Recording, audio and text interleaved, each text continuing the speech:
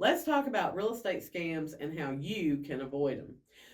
The next one is real estate land scams. And this has become popular the past few years. Now, I've sold real estate for 12 years. Back in 2012, 2014, even 2015 or 16, I'd get an out of state person that called me and they owned a lot in one of these lake subdivisions. And hey, I've got this lot over there. I want to sell it. We thought we were going to build on it, but now we're not.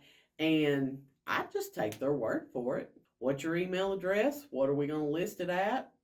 Send it over to them for signature, and off we went to the races, right?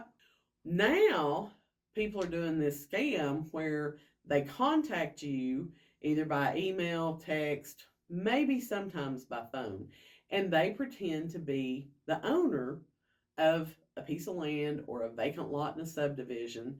Of course, they live out of state and they're wanting to sell it. So now we have better tools than we used to have. And our association office provides software for us that's called Forewarn. And we can put in a phone number and it will tell us who owns that phone number, where do they live, what properties do they own, have they ever had any criminal activity against them or any bankruptcies, anything like that. So now when I get those kind of inquiries about listing a piece of property, I will run the phone number through that Forewarn. And if the name doesn't match up with who I'm talking to, or let's say it does match up with them, but when I look at the property records, it doesn't show them. And then you also have the virtual phone numbers, like a Google Voice number. And if you put that phone number in, it's just going to tell you that phone number is not associated with anybody. And that's a red flag. So I've had some. They've called me and, hey, we want to list this lot we bought in Chelaque. Little did the scammer know that the actual people who own the lot bought it from me several years ago. So I'm calling them up on the cell phone that I have, or I'm emailing them, and I'm like, hey, are you wanting to sell that lot that I just sold you? No, why? And so we find out that it's a scam. And then we warn other people, because let me tell you, they're not just reaching out to one agent. They're reaching out to 5, 6, 7, 8, 10 agents.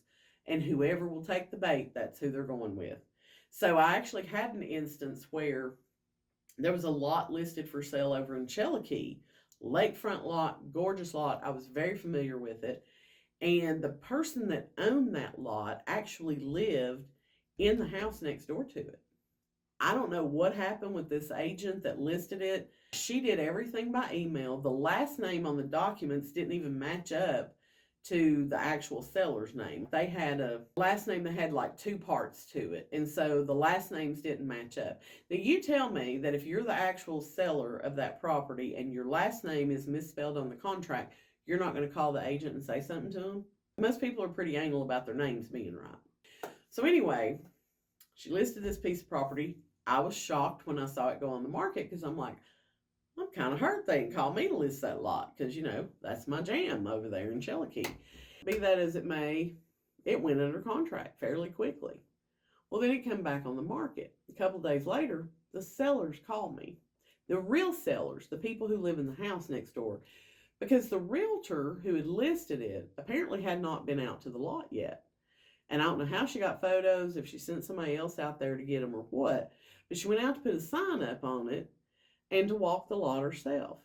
And so the sellers approached her and they're like, what are you doing?